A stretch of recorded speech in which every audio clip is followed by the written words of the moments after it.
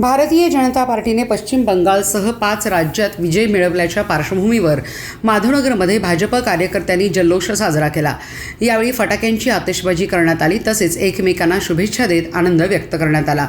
पश्चिम बंगालसह तमिळनाडू, केरळ, आसाम आणि पुडुचेरी या 5 राज्यातील विधानसभा निवडणुकीचा निकाल सोमवारी जाहीर करण्यात आला। यामध्ये पश्चिम बंगालच्या निकालाकडे सर्व देशाचे लक्ष लागून राहिले होते।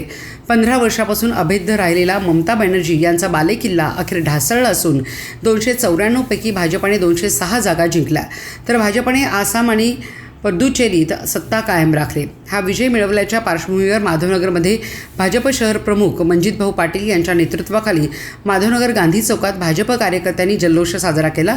यावेळी फटाक्यांची आतिषबाजी करण्यात आली तसेच एकमेकांना शुभेच्छा देत आनंद व्यक्त करण्यात आला। परिसरात उत्साहाचे वातावरण निर्माण झाले होते। जय जय जय जय जय भवानी, जय जय जय जय जय शिवाजी, हनुमान की जय, जय श्री राम, जय श्री राम, भारत माता की जय, वंदे मातरम, वंदे मातरम।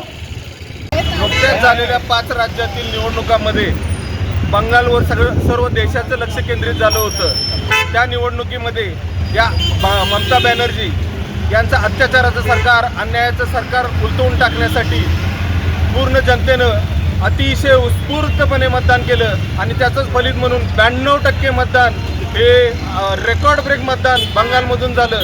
त्याचंच फलित आज भाजपाचं सरकार बंगालमध्ये स्थापित होतं आहे। 205 सीटावर भाजपा निवडून आलेली आहे आणि भाजपनं एक साईड विक्ट्री जिथं नोंदवलेली आहे। यासाठी भारतीय जनता पार्टीचे पंतप्रधान नरेंद्र मोदीजी, अमित शाह, राष्ट्रीय अध्यक्ष नितीन नवीनजी आणि त्याचबरोबर आपल्या महाराष्ट्राचे लाडके मुख्यमंत्री देवेंद्र फडणवीस यांनी अतिशय कष्टानं आणि अतिशय प्रामाणिकपणे तिथं अविरत प्रयत्न केले। अतिशय अराजक असलेल्या या बंगालमध्ये निवडणूक लढणं हे अतिशय जोमाचं आणि कठीण होतं।